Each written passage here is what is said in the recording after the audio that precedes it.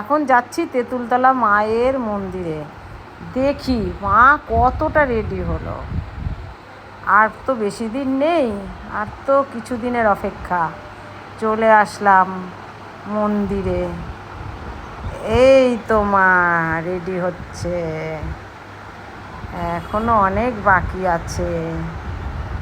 তবে মন্দিরটা নতুন করেছে, অনেকটা উঁচু করেছে, চারিদিকটা টাইলস লাগিয়েছে, বেশ সুন্দর লাগছে, লাইটগুলোও খুব সুন্দর।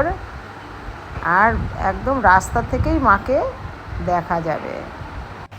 না, রাস্তা দিয়ে আগেও সরাসরি দেখা যেত, কিন্তু এইবার অনেকটা উঁচু করেছে, যাতে ভক্তরা আরও সুন্দরভাবে মাকে দর্শন করতে পারে।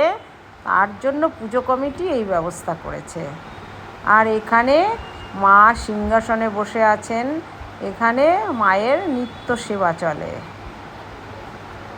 এই যে এখন সেবা দিচ্ছেন সবাই, আমরা দর্শন করছিলাম। এই যে মা, মায়ের আশীর্বাদ নিয়ে বেরিয়ে পড়লাম বাড়ির উদ্দেশ্যে। আবার দেখা হবে পরের ব্লগে। বাড়ি যাই এবার, টাটা।